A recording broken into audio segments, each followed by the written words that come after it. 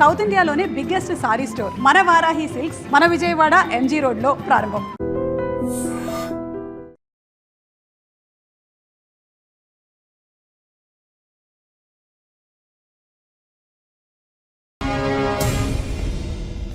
రఘునాథ్, నీకు ఆ రోజే చెప్పాను, నీకేమైనా అభ్యంతరం ఉంటే ముందే చెప్పమని.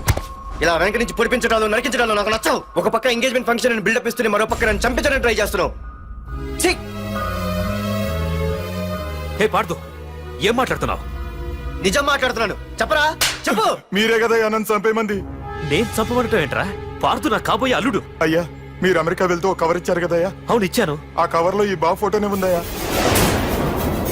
ఏంటి, పార్దు ఫోటో ఉందా? అవునయ్యా. ఏయ్, మళ్ళీ కొత్త నాటకమా? నాటకం ఏంట్రా నాటకం? నీకు ప్రకాష్ కు గొడవలు ఏమైనా ఉన్నాయా? వాడెవడు? హైదరాబాద్ సిటీ మొత్తాన్ని కను సైకిల్తో శాసించే కింగ్ మేకర్ ప్రకాష్. ప్రతి ఏరియాలోనూ వాడికి బ్రాంచులున్నాయి. ఇక్కడ వాడికి ఏమైనా పనులుంటే నేను చేసి పెడతాను, అక్కడ నాకేమైనా పనులుంటే వాడు చేసి పెడతాడు. మొన్న అమెరికా వెళ్లే హడావిడిలో వాడు పంపిన కవర్ లో ఎవరి ఫోటో ఉందో చూడలేదు. ఆ కవర్ లో నీ ఫోటో ఉందంటే వాడికి నీకు ఏదో ఉంది. చూడండి, ఆ ప్రకాష్ ఎవడో, వాడి దగ్గరికి నా ఫోటో ఎలా వెళ్ళిందో కూడా నాకు తెలియదు. పార్దు, ప్రకాష్ టార్గెట్ పెట్టాడంటే ఆకలితో ఉన్న సింహం వేటకు బయలుదేరినట్టే. ఇప్పటికే నీ ఫోటో అన్ని ఏరియాలకు వెళ్ళుంటుంది. చూడు పార్దు, ఒక తండ్రి ఎలా ఆలోచిస్తాడో నువ్వు ఆలోచించి ఆ రోజు నా కూతుర్ని ప్రేమించడానికి నా దగ్గర పర్మిషన్ అడిగావు. అలాగే ఈ రోజు ఆలోచించు. చూస్తూ చూస్తూ రేపో మాపో చావబోయేవాడికి నా కూతుర్నిచ్చి దాని జీవితం నాశనం చేయలేను. నా కూతుర్ని మర్చిపో. మీరు మర్చిపోమంటే మర్చిపోవడానికి, వాడెవడో వచ్చి చంపేస్తానంటే చచ్చిపోవడానికి నేనేం చేతగాని వాడిని కాదు. పార్థ సారథి.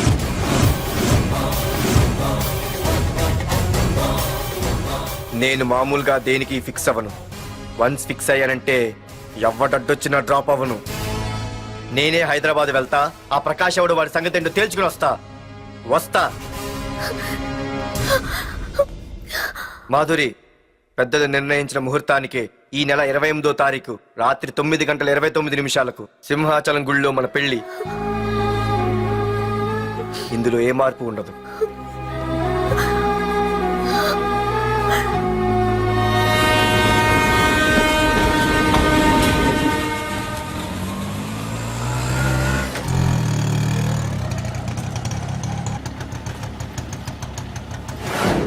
రే, కండ్లు ఎక్కువ పెంచితే పక్షవాత వస్తాడ్రా. ఏరా మావా, ఏంటి మళ్ళీ సస్పెండ్ అయ్యావా? సస్పెండ్ అయితేనే కదా హైదరాబాద్ వచ్చేది. ఏంట్రా అలా ఉన్నావు? ప్రకాష్ అంటే ఎవడ్రా? వాడెందుకురా ఇప్పుడు? నన్ను చంపడానికి ట్రై చేస్తున్నాడు. వాడు నిన్ను చంపడానికి ట్రై చేయడం ఏంట్రా? అదే నాకు అర్థం కావట్లేదు. ఒరేయ్, ఆ రోజు మార్కెట్ లో కొట్టావు చూడు, వాళ్ళు ప్రకాష్ మనుషులేరా? ఇవన్నీ వాళ్ళకి మామూలేరా. కొడతారు, కొట్టించుకుంటారు, చంపుతారు, చేస్తారు. అంతెందుకు, మన స్టేషన్కి వెళ్ళే దారిలో రోడ్డు పక్కన ఆ ప్రకాష్ తమ్ముని ఎవరో చంపి పడేశారు తెలుసా? పేపర్లు కూడా పడింది. రే, ఆ పేపర్ ఉందా?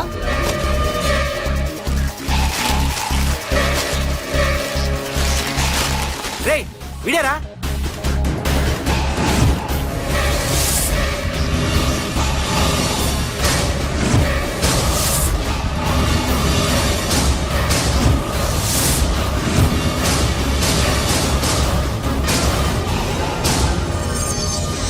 ఆ రోజు మా నాన్న ఫోన్ రాగానే నేను వైజాగ్ వెళ్ళటానికి స్టేషన్కి బయలుదేరాను. ఏ ఆటో ఆటో ఆటో!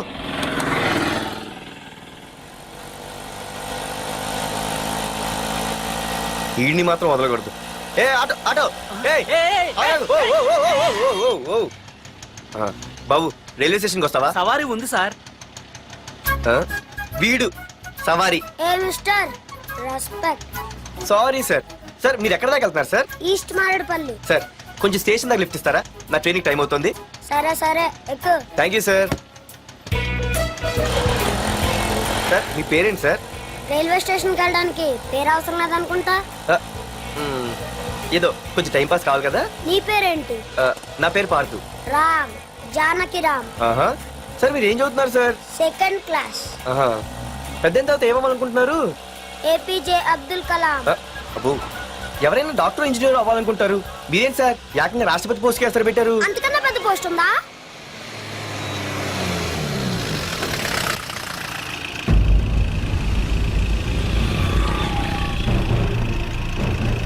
అన్నా వాడే అన్న ఆ రోజు మార్కెట్లో నన్ను మన వాళ్ళని కొట్టింది.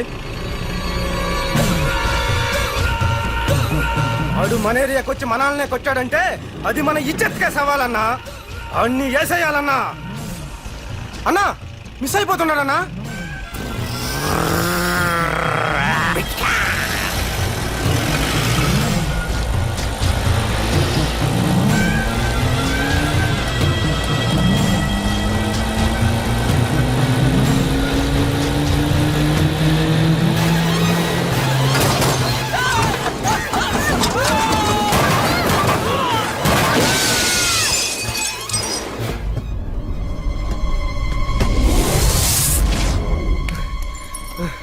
చిన్న రే చిన్న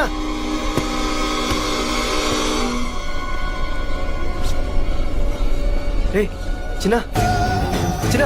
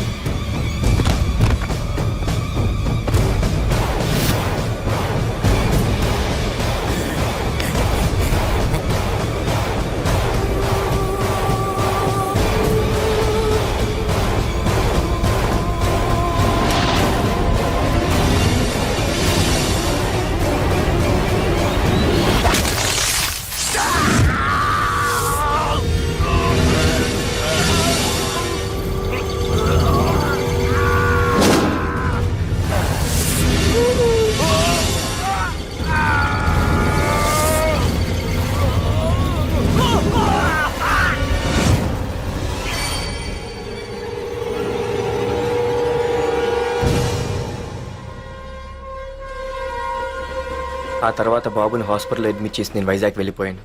కానీ ఇప్పుడే అర్థమైంది ప్రకాష్ తమ్ముడు పడిపోలేదు, చనిపోయాడని. మరి ఇప్పుడు ఏం చేద్దాం అనుకుంటున్నారా?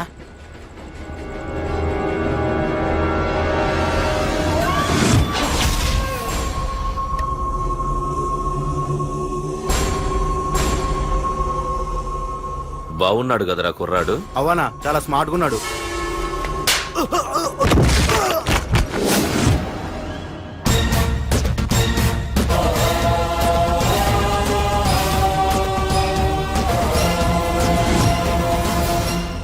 నా పేరు పార్థు. నువ్వు వెతుకుతున్నది, చంపించాలని ట్రై చేస్తున్నది నన్నే. నేను ఈ తమ్ముని కావాలని చంపలేదు, అది అనుకోకుండా జరిగింది. అతను చనిపోయిన విషయం కూడా నాకు ఇప్పుడే తెలిసింది. నన్ను చంపడం వల్ల అతను తిరిగి రాడు కదా. అందుకు నీ మనుషులు నా వెంట పట్టడం, నన్ను చంపాలని ట్రై చేయడం, నేను వాళ్ళని తిరిగి కొట్టడం, ఇవన్నీ నాకు నచ్చవు. నీ తమ్ముడు చనిపోయినందుకు నువ్వెంత బాధపడుతున్నావో పొరపాటున నా చేతిలో ఒకరు చనిపోయినందుకు నేను అంతే బాధపడుతున్నాను. అందుకే ఈ విషయం ఇక్కడితో వదిలేస్తే ఇద్దరికీ మంచిది. అర్థం చేసుకో. అర్థం చేసుకున్నాను. నిన్ను తప్పుగా అర్థం చేసుకున్నాను, చాలా తప్పుగా. నా తమ్ముణ్ణి చంపినవాడు నాకు భయపడి ప్రాణభయంతో ఎక్కడో దాక్కునుంటాడనుకున్నాను. కానీ చంపింది నేనే అని చెప్పే దమ్మునవాడు అనుకోలేదు. చూస్తా నీ దమ్మేంటో ఇప్పుడు చూస్తా. ఒరేయ్ తమ్ముడు, చూసావా, మొదటిసారి వీడు నిన్ను చంపినవాడు నా ముందుకొచ్చాడు. ఈ రోజే వీడిని ముక్కలు ముక్కలుగా నరికి నీ రుణం తీర్చుకుంటా. రేయ్, వేసేయండి వాడిని.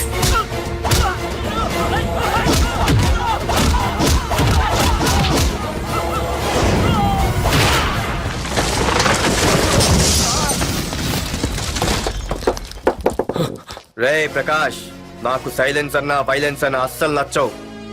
పొర్రపాటున మొదలు పెట్టానంటే కథలు కథలుగా చెప్పుకుంటారు. ఇంకొకసారి నువ్వు ఈ పార్దుని తలుచుకుంటే నీ చావుని నువ్వు తలుచుకున్నట్టే.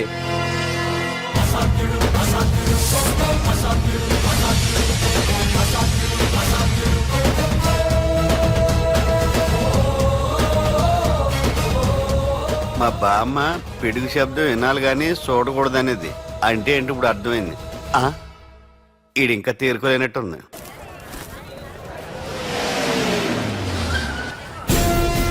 ఎక్కడి నుంచి వస్తున్నావు? నాకు తెలుసు, ప్రకాష్ దగ్గర నుంచి కదూ. తంబు మర్డర్ కేసు ఇన్వెస్టిగేషన్ చేసింది నేనే. అతన్ని నేను కావాలని చంపలేదు సార్. ఒక కుర్రాన్ని కాపాడే ప్రయత్నంలో అలా జరిగింది. తెలిసి చేసినా తెలియక చేసినా తప్పే అని ఫీల్ అయ్యాను. అందుకే ఆ ప్రకాష్ని కలవడానికి వెళ్ళాను. తంబుని చంపటం తప్పు కాదు పార్థు. మర్డర్ చేయడం తప్పు కాదంటున్నాడేంటని ఆశ్చర్యంగా ఉందా? రా బండెక్కు. నాకంతా తెలుసు పార్థు, నీ తప్పేం లేదు. దిగు.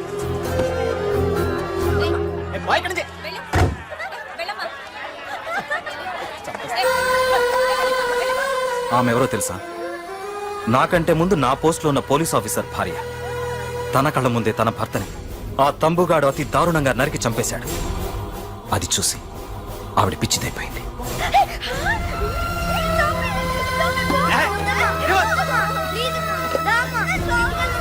ఆ కుర్రాడు ఆవిడ కొడుకు. చదువుకుంటూ ఆడుకోవాల్సిన వయసులో తన పిచ్చి తల్లిని జాగ్రత్తగా చూసుకోవడానికి రోడ్డున పడ్డాడు. ఆ పెద్దాయన్ని చూడు. 6 సంవత్సరాల క్రితం తన కూతురి పెళ్లి కోసం బట్టలు కొనడానికి కూతురుతో పాటు సిటీకి వచ్చాడు. తంబుగాడు ఆ అమ్మాయిని ఎత్తుకుపోయాడు. ఆ రోజు నుంచి ఈ రోజు వరకు తన కూతురు ఉందో లేదో తెలియకపోయినా ఎప్పటికైనా తిరిగి ఇవ్వకపోతారా అన్న చిన్న ఆశతో ఈ సిటీలో ఉండిపోయాడు. వీళ్లే కాదు పార్థు, ఒక్కసారి అటు చూడు. పశువులు కూడా ఉండలేని ఈ మురికి నీళ్ల పక్కన వీళ్ళెందుకుంటున్నారో తెలుసా? ఆ ప్రకాష్ గాడు తన తమ్ముడి పేరు మీద మల్టీప్లెక్స్ కట్టడానికి వీళ్ళుండే ఇళ్లని ఖాళీ చేయించి తన సొంతం చేసుకున్నాడు. వాణ్ణి ఎదిరించలేక, వేరే దారి లేక వీళ్ళంతా ఈ దుర్భరమైన జీవితాన్ని గడుపుతున్నారు. ఇప్పుడు చెప్పు పార్థ, తంబుని చంపడం తప్పని ఇంకా నువ్వు ఫీల్ అవుతున్నావా? నువ్వు అడగచ్చు, ఇన్ని జరుగుతుంటే మీరేం చేస్తున్నారని. మా అధికారమే మాకు అడ్డమైంది. ప్రకాష్ గారిని టచ్ చేస్తే చాలు మినిస్టర్స్ నుంచి ఫోన్ కాల్స్, ఒక్కడుగు ముందుకేస్తే చాలు వెనక్కి రమ్మని హైకమాండ్ నుంచి ఆర్డర్స్. నా దృష్టిలో ప్రకాష్ని అరెస్ట్ చేయకపోవడం ఎంత తప్పో నిన్ను అరెస్ట్ చేయడం కూడా అంతే తప్పు. ఇదిగో నీ పర్స్. తంబు డెడ్ బాడీ దగ్గర దొరికింది. పార్థు, నిశ్చింతగా ఊరెళ్ళి నువ్వు ప్రేమించిన అమ్మాయిని పెళ్లి చేసుకుని హ్యాపీగా ఉండు. చూడు, నిన్ను నువ్వు రక్షించుకోవడానికి ఆ ప్రకాష్ని గాని వాడి మనుషుల్ని గాని ఏమైనా చేయి. నీ వెనక నేనున్నాను. Wish you all the best.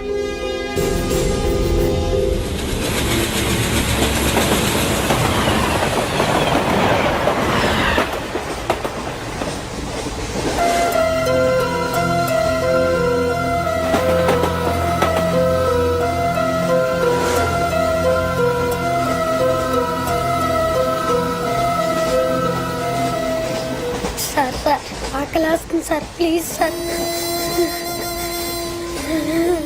అమ్మ ఆకలేస్తుంది అమ్మ.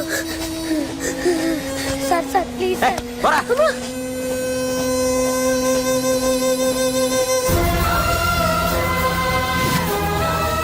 ఏపీజే అబ్దుల్ కలాం.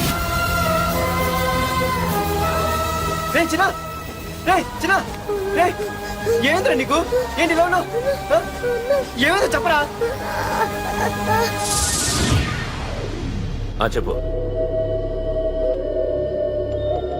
వాట్?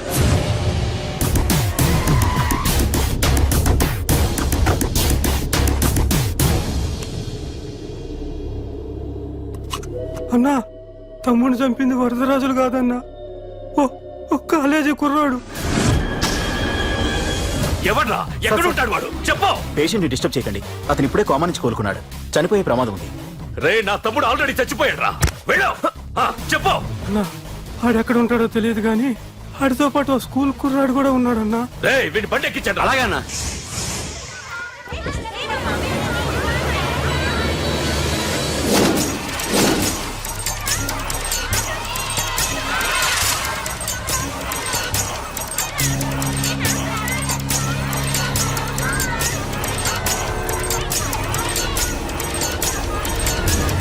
అన్నా, ఆ కుర్రాడన్నా. రే బాబీ ఆగరా. మర్యాదగా చెప్పు. నిజంగా అతను ఎవరో మాకు తెలియదు సార్. తెలియకుండానే వాడితో మీ కొడుకుని స్టేషన్కి పంపించారా? చెప్పు. ఏం చేయొద్దు. చెప్పు చెప్పు చెప్పు చెప్పు చెప్పు చెప్పు చెప్పు. తెలియకుండానే వాడితో స్టేషన్ పంపించావా? అడిగాడంట, తెలియకిచ్చాడంటే. చెప్పు! ఏయ్! చెప్పవే, చెప్పు చెప్పు. ఏయ్.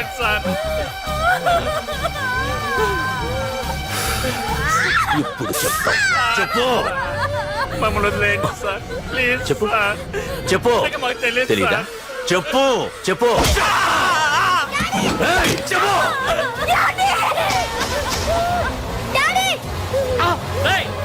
ఏయ్, చెప్పు. ఇప్పటికైనా చెప్పవే. ఓడు నా చేతిలో చావాలి. చెప్పు.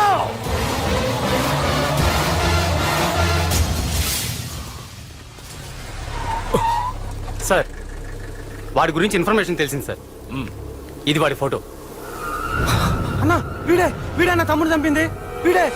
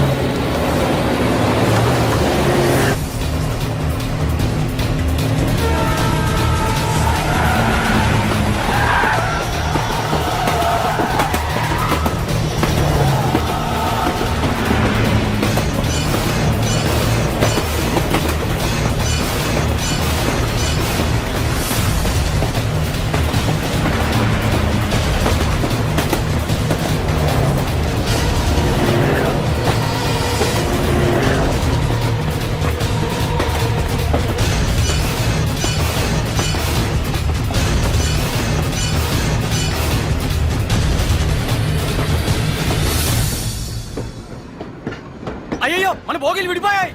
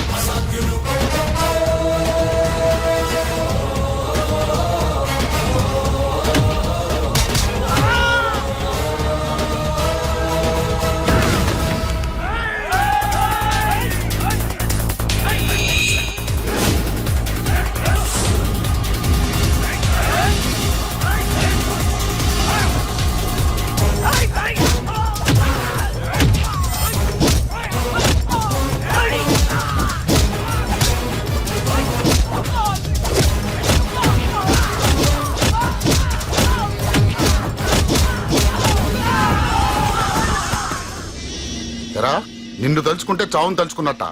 అంత మగాడివా? ఇప్పుడు తలుచుకోరా, ఎవరిని తలుచుకుంటావు?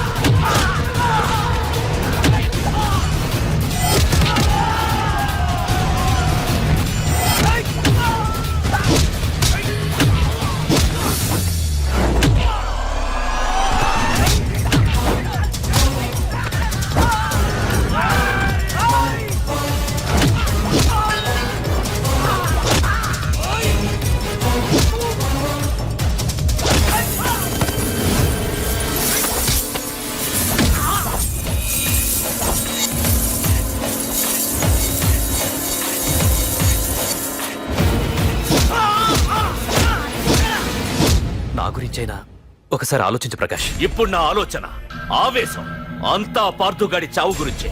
ఆల్రెడీ నా మనుషులు వెళ్ళారు. 5 నిమిషాల్లో వాడిని కాదు, వాడి శవాన్ని తీసుకొస్తాను.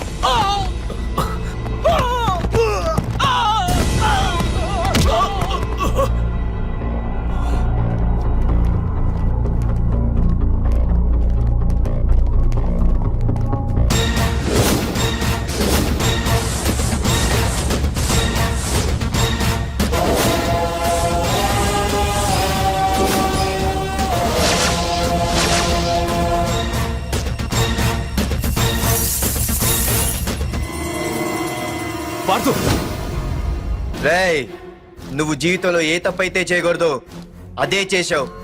నన్ను టెన్షన్ పెట్టావు. నా మూలంగా అభంశుభం తెలియని పసివాడి తల్లిదండ్రులను చంపి వీన్ని అడుక్కు తిని అనాథం చేశావు. నీ వల్ల అన్యాయం అయిపోయిన ఈ పసివాడి మీద ప్రమాణం చేసి చెప్తున్నా, నా పెళ్లికి పంతులు పంచాంగం చూసి పెట్టిన ముహూర్తం ఈ 28. అప్పటి వరకు నేను ఇక్కడే ఉంటా. నీ ప్రతి అడుక్కి ఎదురొస్తా. నీ రౌడీ రాజ్యాన్ని నేలకూలుస్తా. నీ రాక్షసత్వం వల్ల ఇప్పుడు వీడు ఏ స్థితిలో అయితే ఉన్నాడో అదే స్థితికి నిన్ను తెచ్చి నడి రోడ్డు మీద నిలబెడతా. దానికి నేను పెట్టిన ముహూర్తం ఈ నెల 19. తెచ్చుకో. నీ బ్రాంచీల నుండి జనాల్ని తెచ్చుకుంటావో, నీ గొడవల నుండి ఆయుధాలు తెచ్చుకుంటావో. ఒరే ప్రకాష్, పొరపాటున నా పొరచేయి తగిలితేనే పైకి పోయాడు నీ తమ్ముడు. అదే నే మనసు పెట్టి పిడికిలి బిగించి కొట్టానంటే పునర్జన్మ లేకుండా పోతావు.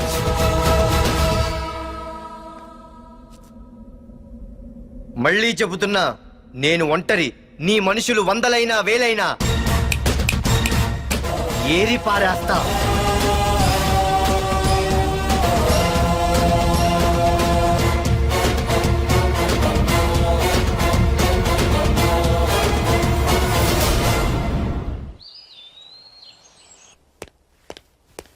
నాన్నా, పార్థు, ఏం నాన్నా? నేను ఇంత టెన్షన్ పడుతుంటే నువ్వేం మాట్లాడవేంటి? పార్థు తనని నమ్ముకున్న వాళ్ళని టెన్షన్ పెట్టడు, తనతో పెట్టుకున్న వాళ్ళకి టెన్షన్ పెడతాడు. అవునమ్మా, ఒక్క ప్రకాష్ కాదు, 100 మంది ప్రకాష్లు అడ్డొచ్చినా వాళ్ళంతూ చూసి పెట్టిన ముహూర్తానికొచ్చి నీ మెళ్ళో తాళి కడతాడు.